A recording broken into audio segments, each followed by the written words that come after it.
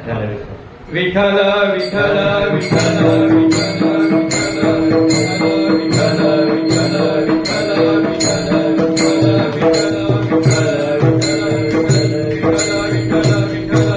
विठ्ठल. आता तरी पुढे हाची उपदेश, आता तरी पुढे हाची उपदेश. नका करू नाश आयुष्याचा, नका करू नाश आयुष्याचा. सकळांच्या पायी माझे दंडवत, सकळांच्या पाया माझे दंडवत. आपुलाले चित्त शुद्ध करा, आपुलाले चित्त शुद्ध करा. इथ ते करावे देवाचे चिंतन, इथ ते करावे देवाचे चिंतन. करुनिया मन एकविध, सकळांच्या पाया माझे दंडवत, सकळांच्या पाया माझे दंडवत. आपुलाले चित्त शुद्ध करा. तुका म्हणे लाभ होय तो व्यापार, तुका म्हणे लाभ होय तो व्यापार. करा काय फार शिकवावे, सकळांच्या पाया माझे दंडवत.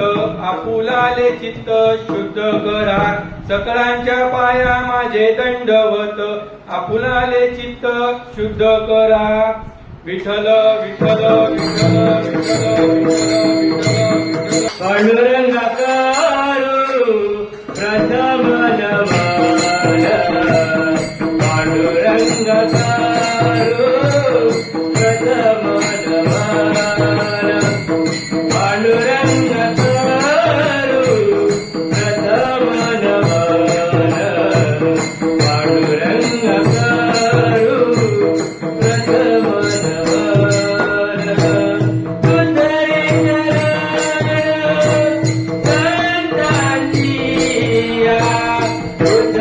चरण संतांचिया, त्यांच्या कृपाने कधे विचार, त्यांच्या कृपाने कधे विचार, त्यांच्या कृपाने कधे विचार, त्यांच्या कृपाने कधे विचार. बाबाजी प्रचूर दान तुका, बाबाजी प्रचूर दान तुका. त्यांच्या कृपाने कधे विचार, त्यांच्या कृपाने कधे विचार, त्यांच्या कृपाने कधे विचार, त्यांच्या कृपाने कधे विचार. अलंकापुरी पुण्यभूमी पवित्र, तेथे नांदतो ज्ञान राजा सुपात्र. तया आठविता महापुण्य राशी, नमस्कार माझा श्री सद्गुरु ज्ञानेश्वरांची. ओम नमो ज्ञानेश्वरा, करुणा करा दयाळा. तुमचा अनुग्रह लादलो, पावन झालो चराचरी. मी कळा कुसरीचा काहीच नेने, बोलितो वचने भाविका. एक जनार्दनी तुमचा दास, त्याची आस पुरवावी. जयांचे केली स्मरण, सकळ विद्यांचे अधिकरण. तेची श्रीगुरूंचे बंधू चरण, ते नमस्कारुनी आता. विठ्ठल विठ्ठल विठ्ठल विठ्ठल विठ्ठल. आता तरी पुढे हाची उपदेश, नका करू नाश आयुष्याचा. सकळांच्या पाया माझे दंडवत, आपुलाले चित्त शुद्ध करा.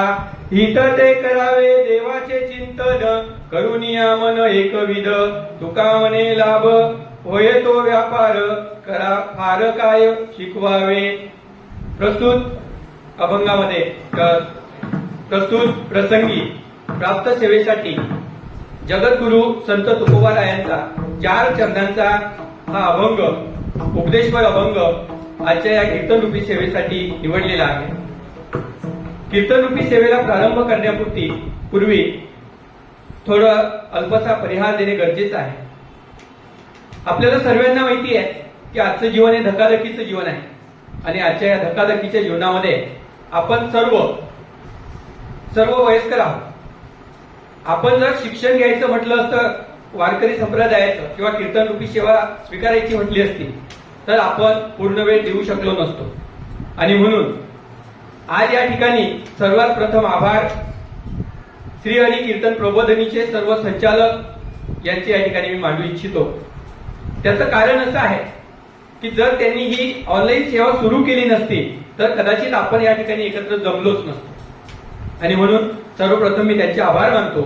त्याचबरोबर देवाची आळंदी या ठिकाणी आज सराव शिबिर जरी आयोजित केलेला असला, या सराव शिबिरामध्ये मला बोलण्याची म्हणजे कीर्तनरूपी सेवा सादर करण्याची संधी मिळाली, त्याबद्दल त्यांचे पुनश्च आभार मानतो.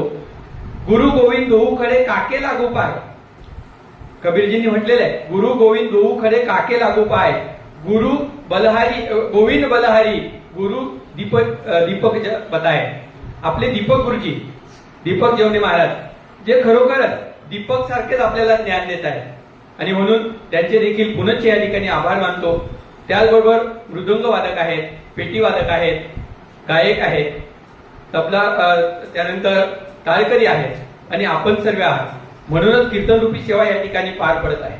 आणि म्हणून तुमच्या सर्वांचे या ठिकाणी मनापासून आभार मानतो आणि कीर्तनरूपी सेवेला आरंभ करतो.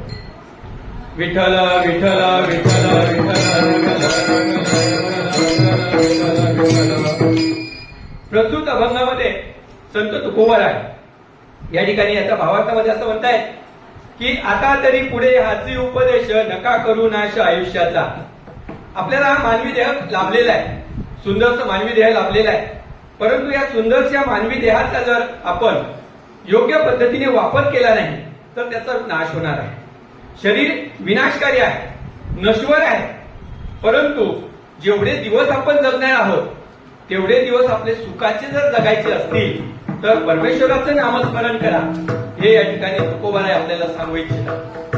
दुसऱ्या चरणामध्ये ते म्हणतायत की सकळांच्या पाया माझे दंडवत, आपुलाले चित्त शुद्ध करा. बाबांनो, तुम्ही असं ऐकत नसाल बोलणं तर मी तुमच्या पाया पडतो, तुमच्या पायावर मी डोकं ठेवतो, पण आता तरी ऐका, तुमचं चित्त शुद्ध करा. तिसऱ्या चरणामध्ये ते म्हणतायत की मन एकविध करा, देवाचं चिंतन करा. देवाच्या चिंतनामध्ये, देवाच्या नामस्मरणामध्ये तुमचं हित आहे. मन एकाग्र करा. आपलं मन कधी एकाग्र राहतच नाही. कर्मे माला जपे और मन फिरे चहुदिशा, अशी आपली स्थिती झालेली आहे. आपण एखाद्या परमेश्वराच्या जवळ बसतो, हातामध्ये राम राम राम माळ जपतोय आणि घरात जर कब्बशीचा आवाज येत असेल तर लगेच म्हणतो राम राम राम राम राम, माझी पण एक कप चहा ठेव. म्हणजे आपलं लक्ष कुठे आहे? चहाच्या कपाकडे आहे, परमेश्वराच्या नामस्मरणाकडे नाहीये. हे ज्या ठिकाणी संत तुकोबाराय म्हणतायत की एकचित्त कर, एकाग्र राहा आणि परमेश्वराचं नामस्मरण कर. चौथ्या चरणामध्ये संत तुकोबाराय म्हणतायत की तुम्हाला आता काही फार मी शिकवत नाही, तुमचा लाभ होईल असाच व्यवहार करा, असाच व्यापार करा. यापुढे मी आता काही तुम्हाला जास्त सांगत नाही, तुम्ही खूप स्वतः समजदार आहात. अशा पद्धतीने या ठिकाणी या अभंगाचा भावार्थ संत तुकोबाराय यांनी आपल्याला सांगितलेला आहे. विठ्ठल विठ्ठल विठ्ठल विठ्ठल विठ्ठल विठ्ठल विठ्ठल विठ्ठल विठ्ठल विठ्ठल. महाराज, आपली भूमी म्हणजे महाराष्ट्र ही संतांची भूमी आहे आणि संतांनी नेहमीच आपल्याला एक शिकवण दिलेली आहे. जे आपल्या हिताचं असेल, जे तुमच्या सुखाचं असेल, तुमचं जीवन सुखकर करायचं असेल, निरामय करायचं असेल तर परमेश्वराचं नामस्मरण करा. मानवी देहामध्ये आपण जन्माला आल्यानंतर प्रत्येकाला संसार लाभलेलाच आहे, संसार करायचाच आहे. परंतु संसार करत असताना परमार्थ सुद्धा तेवढाच महत्वाचा आहे. आमची खानदेश कन्या बहिणाबाई चौधरी म्हणते की अरे संसार संसार जशी भाकर चुली, जसं टाकवा चुलीवर आजी हाताले चटके मग मिळते भाकर. म्हणजे बघा, चटके कोणते तर दुःखाचे चटके. जीवन जगत असताना चटके कोणते सोसायचे? दुःखाचे. पण या दुःखातून जर आपल्याला मुक्त व्हायचं असेल तर परमेश्वराचं नामस्मरण करणं गरजेचं आहे. हे संत आपल्याला या ठिकाणी सांगतायत. बरेच लोक आपण बघतो खूप डिग्र्या प्राप्त केलेल्या आहेत, MA BA PhD काय काय डिग्र्या प्राप्त केलेल्या असतील, पण कोणाशी कसं वागावं हे जर त्यांना कळत नसेल तर त्याला फक्त तो साक्षर झालेला आहे, सुसंस्कृत झालेला नाही आणि संतांना सुसंस्कृत समाज घडवायचा आहे. आणि म्हणून या ठिकाणी अभंगाच्या पहिल्या चरणामध्ये संत तुकोबराय म्हणतायत, अभंगाचा पहिला चरण. आता तरी पुढे आती उपदेश, आता तरी पुढे आती उपदेश, तरी पुढे आती उपदेश. नका करू नाच आयुष्याचा, नका करू नाच आयुष्याचा, सगळ्यांच्या पाया माझे दंडवत, सगळ्यांच्या पाया माझे दंडवत. पहिल्या चरणामध्ये, अभंगाच्या पहिल्या चरणामध्ये संत तुकोबराय म्हणतायत, आता तरी पुढे हाची उपदेश, नका करू नाश आयुष्याचा. आता तरी पुढे, आता हा शब्द या ठिकाणी वापरलेला आहे. बघा आता तरी म्हणजे काय, लहान बाळ असतं, जर लहान म्हणण्यापेक्षा आईला बाळ नेहमी लहान असतं, तो कितीही मोठा झाला तर आईसाठी तो लहानच असतो. ज्या वेळेस तो 10वी 12वी परीक्षा देत असतो आणि 10वी 12वी परीक्षा देत असताना रात्री झोपताना आईला सांगतो, आई उद्या माझा इंग्रजीचा पेपर आहे, सकाळी मला 4 वाजता उठायचंय. आईला पण काळजी असते, आई 3 वाजेचीच बेल लावते. आईने अलाराम लावलेला आहे 3 वाजेचा. आई 3 वाजता उठली, आंघोळ वगैरे झाली, त्याच्यासाठी चहा ठेवली, बरोबर त्याला 4 वाजता उठवायला गेली, परंतु तो काही उठत नाही. एका कुशीवरून दुसऱ्या कुशीवर जातोय, परत झोपतोय, हो म्हणतोय पण उठत नाही. आणि मग शेवटी आई म्हणते, करे बाबा आता तरी उठ, तुझ्या पाया पडते, आता तरी उठ. त्याच पद्धतीने आईसारखीच माया संत तुकोबराय लावतायत आणि आपल्याला म्हणतायत, आता तरी जागा हो, आता तरी हा उपदेश ऐक आणि आयुष्याचा नाश करू नको. या ठिकाणी ज्या पद्धतीने आपल्याला माहिती आहे महाभारतातली कथा, की महाभारतामध्ये ज्या वेळेस युद्ध संपलं आणि युद्ध संपल्यानंतर पांडव आणि कौरव यांची काय हालत झालेली होती. ज्या वेळेस पांडवांकडे काही शिल्लक नाही, पांडवांची दुर्दशा झालेली होती, त्यावेळेस भगवान श्रीकृष्णांना वाटलं की यांची बाजू घ्यावी. ते स्वतः दुर्योधनाकडे गेले आणि दुर्योधनाला सांगू लागले की बाबा रे, यांची परिस्थिती बिकट झालेली आहे, तू किमान 5 गावं तरी यांना दान म्हणून देऊन टाक. परंतु दुर्योधनाने स्पष्ट शब्दात नकार दिला. त्या ठिकाणी समजवायला आलेले भगवान श्रीकृष्णांना बंदिवासात टाकण्याची भाषा दुर्योधन करू लागला. आणि म्हणून संत तुकोबा म्हणतात की उपदेश करायचा आहे, पण उपदेश चांगल्या माणसाला करा, मूर्ख माणसाला उपदेश करून फायदा नाही.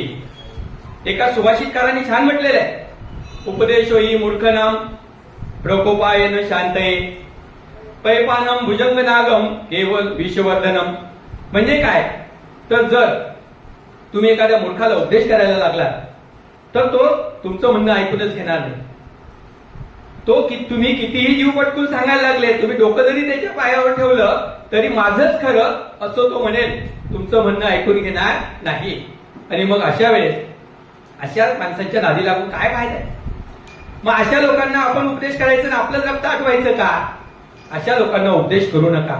ज्या पद्धतीने आपण सापाला दूध जरी पाजलं तरी तो चावताना आपल्याला विषच देणार आहे, अशा समाजामधल्या लोकांना उपदेश करून काही फायदा नाही.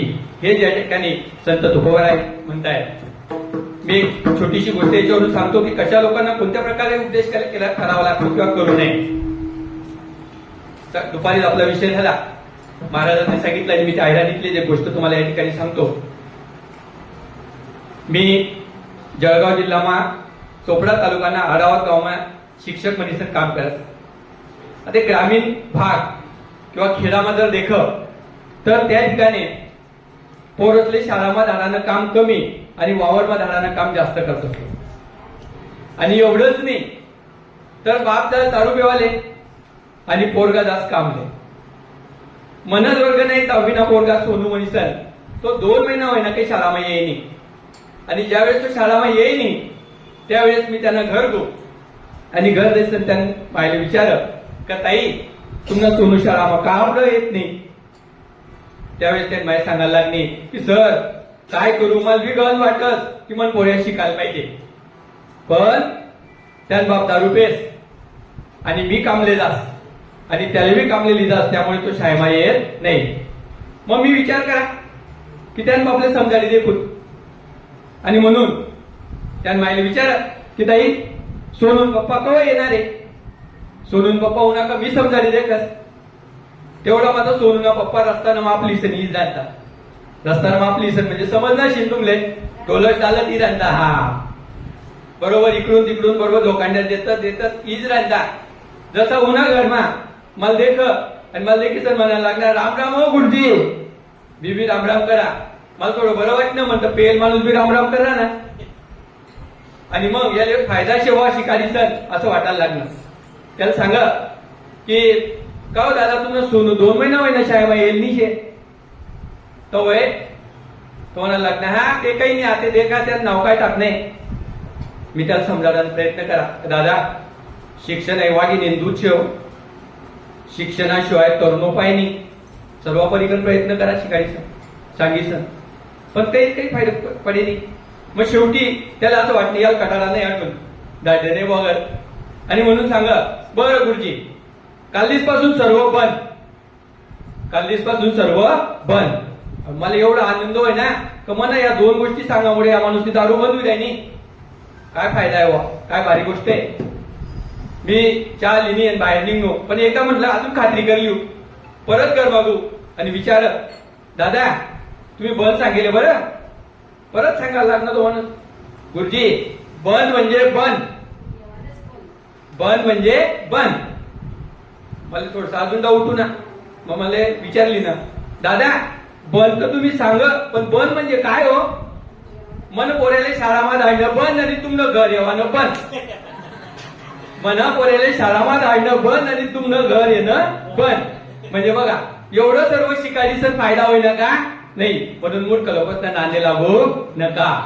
उपदेश ही मूर्ख नाम प्रकोपाय न शांते म्हणजे या लोकांच्या नादी लागून आपला फायदा नाही. हे ज्या ठिकाणी तुकोबारायांनी सांगितलेलं आहे विठ्ठल विठ्ठल विठ्ठल विठ्ठल विठ्ठल विठ्ठल विठ्ठल. बुद्धी न उपदेश ते विष अमृते. म्हणजे बघा बुद्धिहीन लोकांना जर आपण उपदेश केला तर ते त्याच्या बदल्यामध्ये काय करणार आहेत काय देणार आहेत आपल्याला विषय देणार आहेत ना अमृत देणार आहेत. झोपले आहेत ना हा झोपले आहेत का जागे हा तर त्या बदल्यात आपल्याला काय मिळणार आहे आपल्याला मिळणार आहे. आपण जरी यांना अमृत दिलं तरी ते आपल्याला काय देणार आहेत विषय देणार आहेत. आणि म्हणून अशा लोकांना उपदेश करून फायदा नाही. ज्यावेळेस एकदा भगवान बुद्ध रस्त्याने जात होते आणि रस्त्याने जात असताना तो अंगुलीमाल त्यांना अडवतो आणि अंगुलीमाल सांगतो हे तापसा थांब. आता भगवान बुद्ध हे लोक खरंच महान होते आणि म्हणूनच त्यांचं नाव आजही घेतलं जातं. आपल्याला आपल्या 4थ्या पिढीतल्या आपल्या आजोबांचं नाव माहितीये पंजोबाचं नाव आपल्याला माहिती नाही. आणि जेव्हा 750 वर्ष 450 वर्ष या लोकांना होऊन गेले त्यांच्या नावाच्या जयंत्या साजऱ्या करतोय त्यांचं नामस्मरण आपण करतोय हे त्यांचं कार्य होतं. आपल्या 4थ्या पिढीचं आपल्याला नाव काय येत नाही ते स्वतःसाठी जगले परंतु हे लोक समाजासाठी जगले आणि म्हणून त्यांचं नाव या ठिकाणी घेतलं जात आहे. भगवान बुद्धांना त्यांनी सांगितलं हे तापसा थांब. ते थांबले. ज्यावेळेस तो अंगुलीमाल त्या ठिकाणी आला आणि सांगायला लागला की मला तुमचं सर्व जे काही असेल ते मला घ्यायचंय आणि तुमचे बोटं कापायचे. त्यावेळेस भगवान बुद्धांनी सांगितलं ठीक आहे पण तू जे करतोय ते पाप आहे हे चुकीचं आहे. असं केल्याने तुला काय मिळणार आहे. आणि अशा हा जो उपदेश दिला या उपदेशाने त्याचं हृदय परिवर्तन झालं आणि हृदय परिवर्तन झाल्यानंतर त्याने बुद्धांचे पाय पकडले आणि आपलं जीवन सुखकर केलं. विठ्ठल विठ्ठल विठ्ठल विठ्ठल विठ्ठल विठ्ठल विठ्ठल विठ्ठल. बघा आपल्याला संत उपदेश करतात. संत कसा उपदेश करतात, कसे बोलतात, सहज बोलतात. उपदेश कसा आहे, हिताचा आहे. आणि कशा प्रकारे करताय, सायास म्हणजे नेहमी प्रयत्नशील राहत आहे. म्हणून म्हटलेले संतांनी काय म्हटलेले आहे, सहज बोलणे हितोपदेश करणी सायास शिकविती. लहान मुलांना आपण आता म्हणजे शिक्षणाचा खरंच बाजार झालेला आहे असं मला तरी वाटतं. आपण ज्यावेळेस आपल्या काळातली गोष्ट सांगतो, आपण 6 वर्षाची होऊन जायचो तोपर्यंत अंगणवाडी नाही, बालवाडी नाही, काहीच नव्हतं. आता तर नर्सरी काय, ते झाडांची नर्सरी मुलांची नर्सरी सारखीच झाली. मग 2-2.5 वर्षापासून त्या मुलाला शाळेत टाकलं जातं. त्या मुलाला पेन पकडता येत नाही. बर, त्याला पेनही पकडता येत नाही, तरी सुद्धा गुरुजी त्याला प्रयत्न करतात. म्हणजे बघा या ठिकाणी संतांनी आपल्याला शिकवण दिलेली आहे की परमेश्वराचं नामस्मरण करा, त्यातच आपलं हित आहे. पण आपलं ते हित सर्व विसरून गेलेलं आहे. परमेश्वर सांगतात नामस्मरण करा, पण आपण विसरून गेलेलं आहे. माझ्या भगिनींच्या बाबतीत मला सांगू इच्छितो, तर मी 2 मिनिटं जास्त घेणार आहे. भगिनींच्या बाबतीत मी सांगू इच्छितो की आज आपण कुठेही गेलात, एखाद्या प्रवचनात गेलात, कीर्तनात गेलात, काही कार्यक्रम असेल तर त्या ठिकाणी आमच्या आया बहिणींची संख्या भरपूर आहे. पण आमच्या पुरुष मंडळींवर खूप ओझ आहे, खूप डोक्यावर ताप आहे, खूप ताण आहे आणि म्हणून त्यांची संख्या प्रत्येक कार्यक्रमात कमी असते. आणि महिलांच्या बाबतीत तर म्हणायचं झालं, देवाधर्माच्या बाबतीत ते प्रदीप मिश्रांनी 1 लोटा जल सारी समस्या का हल, सर्व महिला रात्री 2-2 वाजेपर्यंत जायला लागल्या. हा वाईट नाहीये, मी वाईट हेतूने बोलत नाही, म्हणजे तुम्ही नामस्मरण करता. पण जे पुरुष मंडळी नामस्मरण करत नाही त्यांच्यासाठी संतांचं काय म्हणणं आहे ते तुम्हाला या ठिकाणी सांगतो. संत म्हणतायत, संतांचं एक म्हणणं या ठिकाणी की पुरुषांना जर विचारलं तर पुरुष काय म्हणतायत की महाराज आमच्यावर जबाबदाऱ्या येतो, या जबाबदाऱ्यांमधून मला वेळच मिळत नाही. त्यांच्यासाठी संत म्हणतायत, तू म्हणशील बायको न पोर, तू म्हणशील बायको न पोर ही तुझ्या मागची चोर, तू म्हणशील बायको न पोर ही तुझ्या मागची चोर, तू मेल्यावर तुझ्याच माती फोडतील खापर, तू मेल्यावर तुझ्याच माती फोडतील खापर. घे घे घे हरिनाम घे, घे घे घे हरिनाम घे, माया तू सोडून दे, हात लावूनी नशिबाला रडतो रे ठाई ठाई. या संसारा पायी, या संसारा पायी, या संसारा पायी, या संसारा पायी. बघा माणूस पेल्यानंतर त्याने जरी किती म्हटलं माझी बायको माझी मुलं हे सर्व सोडून त्याला जावंच लागणार. मग आता तरी नामस्मरण कर असे या ठिकाणी संत सांगतात. ज्यावेळेस एखाद्याला वाटतं की आपलं घरदार आहे, त्या घरावर त्याला गर्व आहे आणि घरावर गर्व असताना त्यासाठी संत म्हणतात, तू म्हणशील घर न दार हे इथेच राहीन सार, तू म्हणशील घर आणि दार हे इथेच राहीन सार, तू मेल्यावर तुझं गावाबाहेर घर, तू मेल्यावर तुझं गावाबाहेर घर. घे घे घे हरिनाम घे, माया तू सोडून दे, हात लावूनी नशिबाला रडतो रे ठाई ठाई. या संसारा पायी, या संसारा पायी, या संसारा पायी, या संसारा पायी. ज्यावेळेस एखाद्याला वाटतं की आपल्याकडे पैसा प्रॉपर्टी भरपूर आहे, त्यावेळेस तो त्याच्यासाठी संत म्हणतायत, त्यासाठी म्हणतायत की आता तू म्हणशील पैसा न अडका हा इथेच राहीन सडका, तू मेल्यावर तुझ्या संगही एक मातीचा मडका. घे घे घे हरिनाम घे, माया तू सोडून दे, हात लावूनी नशिबाला रडतो रे ठाई ठाई. या संसारा पायी